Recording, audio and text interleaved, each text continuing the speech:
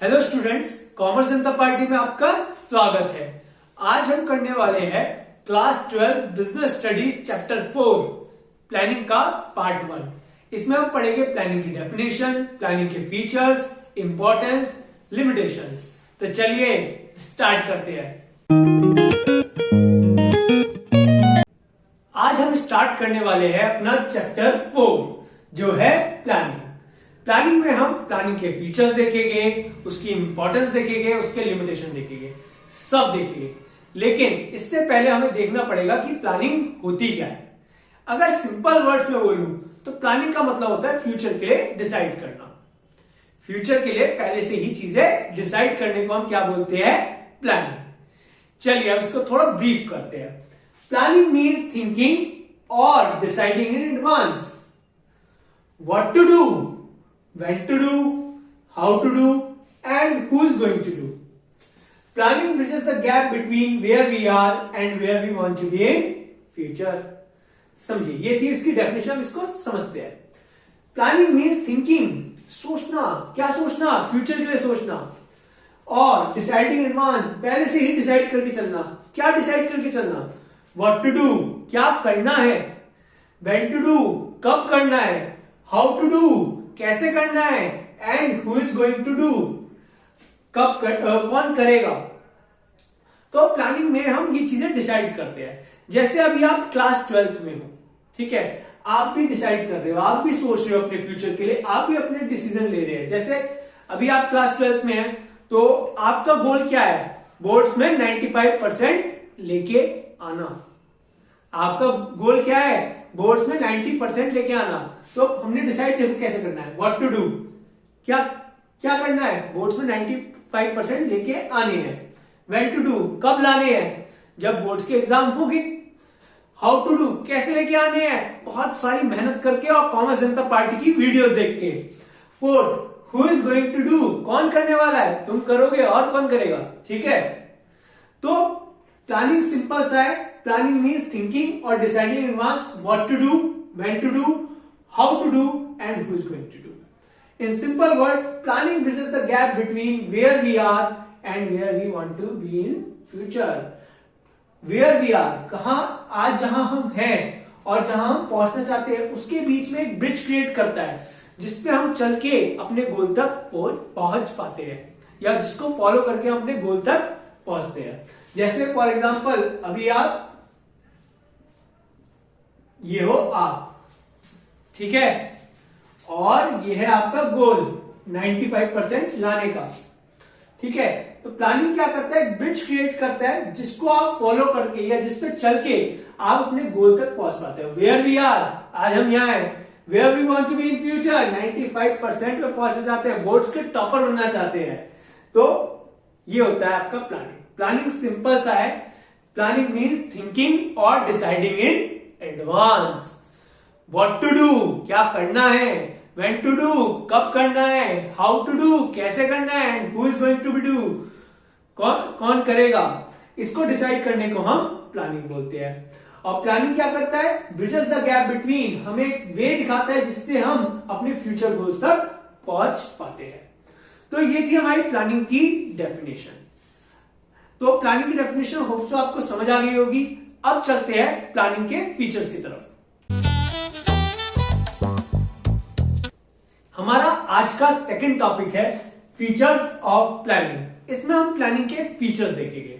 तो first feature है goal oriented process. Planning एक गोल ओरिएंटेड प्रोसेस है। हम प्लानिंग क्यों करते हैं? अपने गोल्स को अचीव करने के लिए। अभी आप अपनी स्टडीज की प्लानिंग क्यों कर रहे हैं? अपने गोल को अचीव करने के लिए, जिससे आप बोर्ड्स में 95% लेके आ सके। तो हम प्लान किसी गोल को अचीव करने के लिए करते हैं। That's why planning is a goal oriented process. क्योंकि हम प्लानिंग में कुछ भी स्टेप लेते हैं, कुछ भी सोचते हैं, तो वो हमें हमारे गोल की तरफ लेके जाता है, गोल डायरेक्टेड होता है। तो प्लानिंग कैसा प्रोसेस है? Goal oriented process. Second, primary function. Primary function से पहले मुझे बताओ जल्दी से, कमेंट में टाइप करके बताओ मैनेजमेंट के टोटल कितने फंक्शंस है और सबके नाम बताओ जल्दी, ठीक है, इतना वेट कर रहा हूं। टोटल मैनेजमेंट के 5 फंक्शन होते हैं। कितने फंक्शन होते हैं? 5। पहला planning, second organising, third staffing, fourth directing, fifth controlling. तो मैनेजमेंट के 5 फंक्शन है। अब इसमें सबसे पहला फंक्शन कौन सा है? सबसे पहला फंक्शन होता है हमारा प्लानिंग, ठीक है।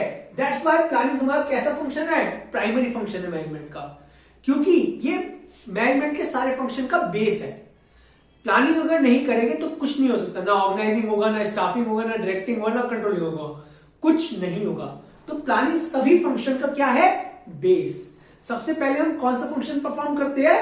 प्लानिंग। तो प्लानिंग कैसा फंक्शन है? Primary function. Third pervasive. Pervasive का मतलब क्या होता है? ऐसी चीज जो हर जगह एप्लीकेबल होती हो, हर कोई इसका यूज करता हो, तो क्या है? परवेसिव। तो प्लानिंग इज परवेसिव। प्लानिंग हमारी कैसी है? परवेसिव है, क्योंकि प्लानिंग सब करते हैं। बिजनेस ऑर्गेनाइजेशन हो, नॉन बिजनेस ऑर्गेनाइजेशन हो, वहां पे प्लानिंग होती है। चाहे आपके डिपार्टमेंट हो, चाहे परचेज डिपार्टमेंट हो, चाहे सेल्स डिपार्टमेंट हो, वहां पे प्लानिंग होती है। चाहे आपका कोई सा भी लेवल हो, चाहे वो टॉप लेवल हो, चाहे वो मिडिल लेवल हो, चाहे वो लोअर लेवल हो, हर लेवल पे प्लानिंग होती है। तो प्लानिंग कैसा है? परवेसिव। इवन बिजनेस को छोड़ो, हम लोग भी प्लानिंग करते हैं। आप अपनी स्टडी रिलेटेड प्लानिंग कर रहे हो, मैं अपनी टीचिंग रिलेटेड प्लानिंग कर रहा हूं, आपकी मम्मी घर के रिलेटेड प्लानिंग करती है, आपके पापा बिजनेस के रिलेटेड प्लानिंग करते हैं। इवन मोदी जी भी प्लानिंग करते हैं, मोदी जी देश को चलाने के लिए प्लानिंग करते हैं। और कोई जो गली में क्रिकेट खेलने जाता है ना बच्चा, वो भी प्लानिंग करता है कि अगली बॉल को कैसे खेलना है। तो प्लानिंग हर कोई करता है। तो प्लानिंग कैसा है? Pervasive. Fourth future oriented. Simple है, हम प्लानिंग किसके लिए करते हैं बताओ? पास्ट के लिए, पास्ट को सही करने के लिए। किसके लिए? अपने फ्यूचर के लिए। प्लानिंग में हम कुछ भी डिसीजन लेते हैं, वो किसके लिए लेते हैं? फ्यूचर के लिए डिसीजन लेते हैं। तो प्लानिंग कैसा है? Future oriented. वो अलग बात है on the basis of past experience. अपनी पास्ट एक्सपीरियंस के बेसिस पे हम फ्यूचर के लिए डिसीजन लेते हैं। कहते हैं ना कि पुरानी गलतियों सीख के अच्छा करते हैं आगे। जैसे क्लास 10 पे आपसे गलती हो गई होगी, ठीक है, लेकिन क्लास 12 में हमारे साथ आप चलोगे तो कोई गलती नहीं होगी और आप अपना फ्यूचर गोल अचीव करोगे, ठीक है। तो प्लानिंग कैसा होता है? फ्यूचर ओरिएंटेड, क्योंकि हम प्लानिंग के डिसीजन किसके लिए लेते हैं? फ्यूचर के लिए लेते हैं। Fifth mental exercise. प्लानिंग कैसी एक्सरसाइज है? मेंटल एक्सरसाइज है। अब सिंपल सा बताओ, आप थिंकिंग कहां से करते हो? कौन से बॉडी पार्ट से करते हो? सिंपल दिमाग में आएगा ब्रेन। तो प्लानिंग कैसा है? प्लानिंग में हम थिंकिंग करते हैं, इमेजिनेशन करते हैं, साउंड जजमेंट करते हैं, मतलब सोच समझ के डिसीजन लेते हैं। ये सब किससे करते हैं? माइंड से करते हैं। तो प्लानिंग कैसा है? It is a mental exercise. Planning एक मेंटल एक्सरसाइज है, क्योंकि इसमें हम थिंकिंग कर रहे हैं, इमेजिनेशन कर रहे हैं, साउंड जजमेंट कर रहे हैं, और ये सब किस चीज का काम है? दिमाग का, ब्रेन का, मेंटल काम है, ठीक है। तो प्लानिंग कैसी एक्सरसाइज है? Mental exercise. Sixth continuous process. Planning एक कंटिन्यूअस प्रोसेस है जो चलता रहता है। ऐसा नहीं है कि आपने एक बार प्लान किया और फिर बैठ गए। प्लानिंग बिजनेस में चलता रहता है। जब तक एक बिजनेस रहेगा उसको हर बार प्लानिंग करनी पड़ेगी, हर चीज के लिए प्लानिंग करनी पड़ेगी। तो planning is a never ending function. Planning एक कंटिन्यूअस प्रोसेस है, समझिएगा। जैसे अभी आप क्लास 12 में हो, तो अभी आप अपने बोर्ड्स में 95% लाने के लिए प्लानिंग कर रहे हो। बोर्ड्स में 95% लाने आ जाएंगे तो उसके बाद कभी प्लान नहीं करोगे, बैठ जाओगे? नहीं ना। जब बोर्ड्स में 95% आ जाएंगे तो कॉलेज में जाने के लिए प्लानिंग करोगे कि किस कॉलेज में जाना है, डीयू के इस कॉलेज में जाऊं या उस कॉलेज में जाऊं, तो उसके लिए प्लान करोगे। जब आप कॉलेज में पहुंच जाओगे तो अपनी कॉलेज से स्टडी रिलेटेड के लिए प्लानिंग करोगे, कॉलेज की स्टडीज में कैसे कैसे करना है उसके लिए प्लान करोगे। जब आप ग्रेजुएट हो जाओगे तो जॉब के लिए प्लान करोगे कि जॉब करूं, बिजनेस करूं, क्या करूं, तो उसके लिए प्लानिंग करोगे। तो प्लानिंग कभी बंद नहीं होती। जब तक एक ऑर्गेनाइजेशन रहती है, जब तक आप रहोगे, तब तक आप प्लानिंग करते रहोगे। तो प्लानिंग कैसा प्रोसेस है? Continuous process. तो ये 6 फीचर्स थे प्लानिंग के जो हमने देखे। अब हम देखते हैं प्लानिंग की इंपॉर्टेंस एंड लिमिटेशंस। हमारा थर्ड टॉपिक है इंपॉर्टेंस ऑफ प्लानिंग। इसमें हम प्लानिंग की इंपॉर्टेंस देखेंगे। फर्स्ट इंपॉर्टेंस है planning provides direction. Planning direction देता है, प्लानिंग हमें वे दिखाता है जिसपे चल के हम अपने गोल को अचीव करते हैं। तो planning provide direction to the effort of the employee. Planning क्या करता है? हमारे एम्प्लॉयज को डायरेक्शन दिखाता है जिसपे वो चल के अपना गोल अचीव करते हैं। उसके थ्रू प्लानिंग को पता होता है, प्लानिंग के थ्रू हमारे एम्प्लॉयज को पता होता है उनको क्या करना है, व्हाट टू डू, क्या करना है, हाउ टू डू, कैसे करना है, सब पता होता है। सिंपल है, प्लानिंग क्या है, डायरेक्शन दिखाता है, किस डायरेक्शन में अपने एफर्ट्स देके हम अपने फ्यूचर गोल्स अचीव कर सकते हैं। और एम्प्लॉयज के बीच में कोई कंफ्यूजन नहीं होता, उनको पहले से ही पता होता है कि उनको क्या करना है, कब करना है। Second, planning reduces wasteful activities. Planning अगर हम करके चलते हैं तो वेस्टफुल एक्टिविटीज नहीं होती, ना फंड की ना टाइम की। फॉर एग्जाम्पल, हम 3 या 4 फ्रेंड्स हैं और हमने गोवा जाने का प्लान बनाया। हम 3 और 4 फ्रेंड्स हैं, हमने कहा चलो गोवा चलते हैं, ठीक है, और प्लानिंग नहीं की। मान लीजिए हमने कहा गोवा चलते हैं और प्लानिंग नहीं की, और पता चला कि मैंने भी टिकट्स बुक कर दी और मेरे 2 फ्रेंड्स ने भी टिकट बुक कर ली, ठीक है। जब मिले तो देखा कि भैया मैंने भी टिकट खरीद ली 4, एक और ने 4 टिकट खरीद ली, एक और ने 4 टिकट खरीद ली, टोटल 12 टिकटें हो गई, क्योंकि प्लानिंग नहीं किया था कि कौन टिकट बुक करेगा, ठीक है। तो प्लानिंग क्या करता है, रिड्यूसेस वेस्टफुल एक्टिविटीज। अगर हम चीजें प्लान करके चलते हैं तो कोई भी वेस्टफुल एक्टिविटी नहीं होती, ना पैसों की वेस्टेज होती है, ना टाइम की, और ना कोई आलतू फालतू काम होता है। तो planning reduces wasteful activities. Third, planning reduces the risk of uncertainties. Uncertainties का क्या मतलब होता है, देखिए बिजनेस अनसर्टेन है कि फ्यूचर में क्या होगा, कुछ नहीं पता। बिजनेस में फ्यूचर में क्या होगा किसी को नहीं पता। तो फ्यूचर कैसा होता है, अनसर्टेन होता है हमारा, कि फ्यूचर में क्या होगा पता नहीं। तो प्लानिंग की हेल्प से हम रिड्यूस कर देते हैं रिस्क ऑफ अनसर्टेनिटीज। जैसे अकाउंट्स में हम प्रोविजन फॉर डाउटफुल डेब्ट बनाते हैं। क्या बनाते हैं, प्रोविजन फॉर डाउटफुल डेब्ट। हम प्रोविजन फॉर डाउटफुल डेब्ट क्यों बनाते हैं, जिससे हम रिस्क से बच सके, ठीक है, रिस्क से बच सके। जैसे फॉर एग्जांपल मुझे लग रहा है कि ये 10,000 रुपए मेरे मारेगा, ये डेटर मेरे 10,000 रुपए नहीं देगा मुझे, तो प्लानिंग क्या है, मैंने पहले से ही क्या करूंगा, पीएफडीडी बना लूंगा, प्रोविजन फॉर डाउटफुल डेब्ट बना लूंगा। क्योंकि अगर फ्यूचर में वो मुझे 10,000 रुपए नहीं देगा तब भी मेरा कोई काम रुकेगा नहीं। तो planning reduces the risk of uncertainties. अभी रिसेंट टाइम में जब पहले कोविड आया था, जब फर्स्ट कोविड वेव आई थी, तो उसमें लोगों के बिजनेसेस में बहुत नुकसान हुए थे, लेकिन लोगों ने उसका एक्सपीरियंस लिया, सीखा, और आज लोग क्या करते हैं, प्लान बी लेके चलते हैं कि अगर कोविड आ गया तो बिजनेस कैसे संभालना है। तो planning reduces the risk of uncertainty. Future uncertain है, तो बट अगर आप प्लान करके चलते हो कि अगर ऐसा हो गया तो ये प्लान करूं, ये करूंगा, वैसा हो गया तो वो करूंगा, तो उससे क्या होता है, रिस्क जो होता है अनसर्टेनिटीज का वो कम हो जाता है। Fourth, planning promote innovative ideas. Planning से नए नए आइडियाज आते हैं, ठीक है। जब आप प्लान करोगे तो आप थिंकिंग करोगे, इमेजिनेशन करोगे, और आपके दिमाग में नए नए आइडिया आएंगे। और क्या पता कौन सा आइडिया, एक छोटा सा आइडिया आपका मेन प्लान बन जाए, एक स्मॉल आइडिया आपकी लाइफ चेंज कर दे। For example, Coca Cola company, सब जानते हैं कोका कोला कंपनी को। आपको पता है पहले कोका कोला कंपनी क्या थी, कोका कोला कंपनी एक मेडिसिन थी, फार्मेसी थी में बनती थी, ये कोई सॉफ्ट ड्रिंक कंपनी नहीं थी, ये फार्मेसी में मेडिसिन की तरह बनती थी।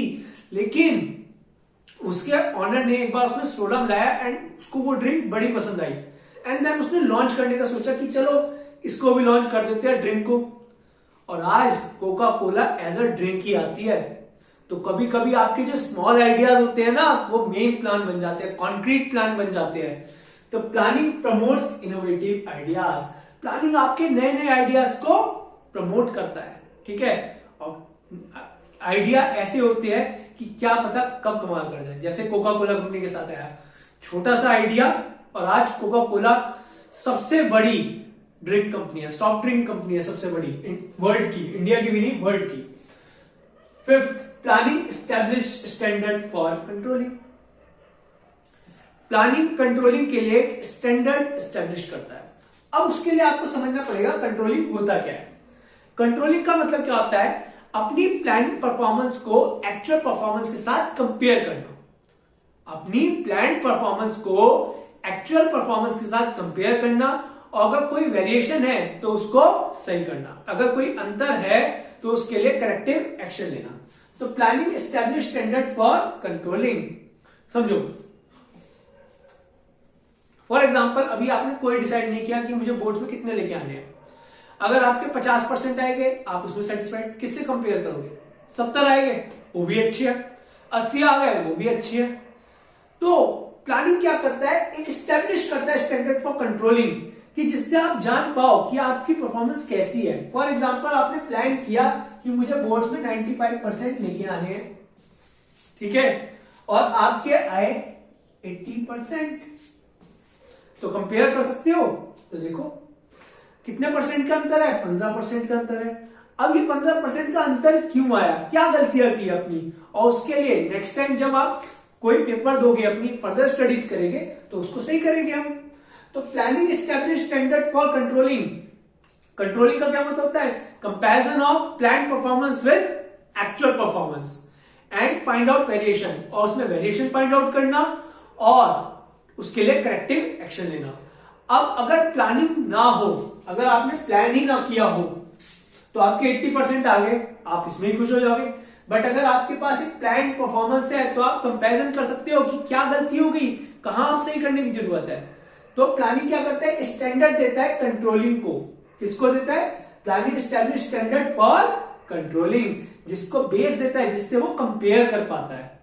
समझ आई बात? तो ये थे आपके इंपॉर्टेंस ऑफ प्लानिंग, बहुत सिंपल से थे, होप सो आपको समझ आ गए होंगे। अब हम देखते हैं प्लानिंग की limitations. Limitations of planning, planning की क्या लिमिटेशंस है? तो प्लानिंग की फर्स्ट लिमिटेशन है इन्वॉल्व्स ह्यूज कॉस्ट। प्लानिंग में बहुत पैसा लगता है। देखिए, जो प्लानिंग होती है, जो कंपनी प्लान बनवाती है, वो किसी ऐरे गहरे नथु गहरे से नहीं बनवाती। उसके लिए कंपनी क्या करती है, प्रोफेशनल एक्सपर्ट हायर करती है। जैसे आपके हो गए सीए, सीएस, सीएमए, एमबीए, तो प्रोफेशनल एक्सपर्ट्स को हायर करती है प्लान बनाने के लिए। और प्रोफेशनल एक्सपर्ट्स थोड़ी बहुत सैलरी तो लेते नहीं होंगे, ये कैसी सैलरी चार्ज करते हैं? हाई सैलरी चार्ज करते हैं। तो इसकी वजह से, प्लानिंग करने की वजह से हमारे पैसे बहुत लगते हैं। तो planning involves huge cost because company hire professional experts to make plan. Company क्या करती है, प्रोफेशनल एक्सपर्ट्स को हायर करती है प्लान बनाने के लिए, and they charge high salary, that's why it involves huge cost. Second, leads to rigidity. समझिएगा, अगर देखिए पहली प्लान बन जाता है, कंपनी कई साल स्टार्ट जैसी होता है, पहली प्लान बन जाता है कि इस टाइम पे हम ये करेंगे, ऐसे करेंगे, वैसे करेंगे, ये करेंगे, वो करेंगे, सब कुछ पहले से ही डिसाइड होता है। और अगर कोई भी कंडीशन थोड़ी बहुत चेंज होती है तो उसमें हम चेंजेस नहीं कर पाते, हमें वही पर्टिकुलर प्लान को फॉलो करना पड़ता है। तो planning leads to rigidity. Rigidity का मतलब क्या होता है, जिसमें चेंजेस इजीली ना लाए जा सके, जिसमें चेंजेस इजीली नहीं आते, उसको हम बोलते हैं रिजिडिटी। तो प्लानिंग कहीं ना कहीं एक रिजिड फ्रेमवर्क क्रिएट कर देता है, जिसको फॉलो करना पड़ता है हमें। भले ही कंडीशन थोड़ी बहुत चेंज हो जाए तो मैनेजर उस पोजीशन पे नहीं होता, अगर उसने प्लानिंग कर रखी है तो मैनेजर उस पोजीशन में नहीं होता कि अगर थोड़े बहुत चेंजेस आए तो प्लान में चेंजेस कर ले, उसको वही प्लान फॉलो करना पड़ता है। अगर एनवायरमेंट में थोड़े बहुत चेंजेस है, अगर एक्सट्रीम चेंजेस आ गए, जैसे कोविड आ गया था, तो अलग बात है, वरना उसको वही प्लान फॉलो करना पड़ता है। तो प्लानिंग लीड्स टू रिजिडिटी, समझिएगा। Third, planning reduces creativity. Planning क्या करता है, क्रिएटिविटी को रिड्यूस करता है। एक ऑर्गेनाइजेशन में प्लान कौन बनाता है, टॉप लेवल प्लान बनाता है, और सबको वही प्लान फॉलो करना पड़ता है। अब आप कहोगे अभी तो सर आप बोल रहे थे इनोवेटिव आइडियाज, वो काम गए। अरे भाई, प्लान कौन बना रहा है, सिर्फ टॉप लेवल बना रहा है ना, बाकी सबको तो आंख बंद करके उसको फॉलो करना है, तो उनकी क्रिएटिविटी क्या होगी, रिड्यूस होगी। एक ऑर्गेनाइजेशन में टॉप लेवल से प्लान बनाया, बाकी सब आंख बंद करके उसको फॉलो करते हैं, तो प्लानिंग क्या करता है, रिड्यूस करता है क्रिएटिविटी कहीं ना कहीं। इससे रिलेटेड केस स्टडी भी आती है। फॉर एग्जाम्पल, एक ऑर्गेनाइजेशन के में एक रमेश नाम की लड़की की जॉब लगी। रमेश को जब वर्क मिला तो रमेश ने अपने मेथड से वर्क किया, और उसका मेथड बहुत अच्छा था, कॉस्ट एफिशिएंट भी था और टाइम एफिशिएंट भी था। मतलब सब कुछ टाइमली भी वर्क हो जाता था, कॉस्ट भी कम लगती थी। मैनेजर ने जब ये देखा तो उसको मोटिवेट करने के, मतलब उसको अप्रिशिएट करने के बजाय मैनेजर ने क्या किया, मैनेजर ने उसको डांट दिया। अरे तुम्हें समझ नहीं आता, जो प्लान है उसको ही फॉलो करो। तो क्या बताओ नेक्स्ट टाइम जो रमेश है वो अपनी क्रिएटिविटी दिखाएगा? नहीं दिखाएगा। तो प्लानिंग रिड्यूसेस क्रिएटिविटी। प्लानिंग से क्या होता है, जो टॉप लेवल तो क्रिएटिविटी दिखाता है अपनी, बट मिडिल लेवल जो लोअर लेवल पे जो वर्क करते हैं उनकी क्या होती है, क्रिएटिविटी रिड्यूस होने लगती रहती है, क्योंकि उनको एक पर्टिकुलर प्लान को ही फॉलो करना होता है। Fourth, may not work in dynamic environment. Planning dynamic environment में वर्क नहीं करती। ऐसा एनवायरमेंट जहां पे चेंजेस बहुत जल्दी जल्दी आ रहे हैं, वहां पे आपका प्लान फेल हो जाएगा। ठीक है, जहां पे चेंजेस बहुत जल्दी जल्दी आते हैं वहां पे आपका प्लान फेल हो जाता है। तो planning may not work in dynamic environment. क्यों?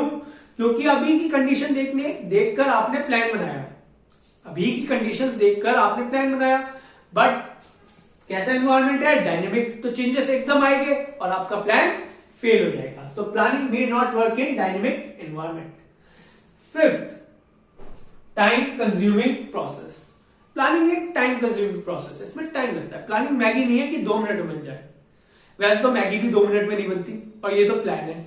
तो प्लानिंग जो है बहुत ज्यादा टाइम कंज्यूमिंग प्रोसेस है, क्योंकि इसमें एक एक्सपर्ट का पैनल बैठता है, वो इंफॉर्मेशन कलेक्ट करता है, एनालाइज करता है, इवेल्युएट करता है, और उसमें से बेस्ट मेथड को चूज करता है। मतलब हर चीज के पॉजिटिव एंड नेगेटिव साइड्स देखने के बाद बेस्ट प्लान बनाता है। तो इसमें बहुत टाइम कंज्यूमिंग होता है। तो प्लानिंग कैसा प्रोसेस है, time consuming process. 6, does not give guarantee success. आपने एक अच्छा प्लान बनाया है, बट इसकी कोई गारंटी नहीं है कि आपको सक्सेस मिले। Planning does not give guarantee success. क्यों? प्लानिंग में कैसा है, डायनेमिक है सब कुछ, कब क्या हो जाए पता ही नहीं। तो प्लानिंग कभी भी सक्सेस की गारंटी नहीं देता। इसका एक बहुत अच्छा एग्जांपल बताता हूं। मेरा एक स्टूडेंट था, उसने बहुत क्लास 12 में, मतलब जब वो पहले क्लास 10th में वो ऐसी था, उसके क्लास 10th में आए थे 54 या 55%, बट वो क्लास 12 में जब आया ना, उसने बहुत मेहनत करी, 7 आवर 9 आवर पढ़ा और अच्छे से मेहनत करी। इतनी मेहनत करी कि पूछो मत, कि ऐसा लग रहा था कि बोर्ड्स में 90 या 95% तो लेके आएगा ही आएगा, सक्सेस तो मिलेगी ही मिलेगी। इतनी तगड़ी प्लानिंग थी। स्टडी, अकाउंट्स की प्लानिंग अच्छी कर रखी थी हमने, बिजनेस को प्लान अच्छे से कर रखा था, इकोनॉमिक्स को प्लान अच्छे से कर रखा था, सब बढ़िया चल रहा था, प्लान सक्सेसफुल होने ही वाला था। और क्या हुआ, कोविड की वजह से पेपर नहीं हुए तो उसकी परसेंटेज लो बनी, मतलब 70 के करीब उसकी परसेंटेज बनी थी। तो प्लानिंग कभी भी does not give guarantee success. जैसे अभी आप क्लास 12 में हो, आप बहुत मेहनत से पढ़ाई कर रहे हो, आपने हर चीज की प्लानिंग कर रखी है कि बिजनेस यहाँ से पढ़ेंगे, इकोनॉमिक्स पढ़ेंगे, यहाँ पे अकाउंट्स आके पढ़ेंगे, सबकी वीडियो देख के और अच्छे से मार्क्स लेके आएंगे। फॉर एग्जाम्पल, तुमने सब कुछ अच्छे से प्लान किया, लेकिन पेपर वाले दिन तुम्हारी तबियत खराब हो गई। अब तुम्हारी तबियत खराब हो गई, इसकी वजह से तुम्हारा पेपर खराब चला गया। तो प्लानिंग कभी भी गारंटी सक्सेस नहीं देता। ठीक है, planning does not give guarantee success, plan fail भी हो जाते हैं। तो ये थी आपकी limitation of planning. Hope so आपको समझ आया होगा, और ये आपका टॉपिक कंप्लीट हो गया है। प्लानिंग चैप्टर कंप्लीट हो गया, बस इसमें अब एक ही टॉपिक बचा है, जो है आपका प्रोसेस ऑफ प्लानिंग। तो आज के लिए इतना ही। वैसे मैं थोड़ा थक जाता हूं, बिकॉज इससे पहले मैं 4 घंटे के लगातार बैच लेता हूं, फिर वीडियो बनाता हूं। तो वीडियो में आपको मेरे फेस पे थोड़ी थकान दिखेगी, बट कोई नहीं, आपके लिए इतना कर ही सकते हैं। ठीक है, और अगर आपको मेरा पढ़ाया हुआ अच्छा लगता है, समझ आता है, तो एक चीज दिखाने भूल गया। हाँ, अगर आपको मेरा पढ़ाया हुआ अच्छा लगता है, समझ आता है, तो प्लीज इस बुक को परचेज करें। ये आपकी बिजनेस स्टडी को बहुत इजी बना देगा, कि आप पढ़ोगे ना तो मजा आ जाएगा। जैसे मैं आपकी हेल्प कर रहा हूं और आपकी बिजनेस स्टडी को इजी बना रहा हूं, अगर आप ये परचेज करते हो तो ये आपकी बिजनेस स्टडीज को और इजी बना देगा। इसका लिंक मैं डिस्क्रिप्शन में दे दिया है। और एक और बात, अगर आप को कोई भी स्टडी रिलेटेड प्रॉब्लम है और आप मुझसे बात करना चाहते हैं, तो आप मेरे इंस्टाग्राम आईडी पे मुझे डीएम कर सकते हैं, मुझे फॉलो कर सकते हैं। मैं आपकी प्रॉब्लम सॉल्व करने में आपकी हेल्प करूंगा।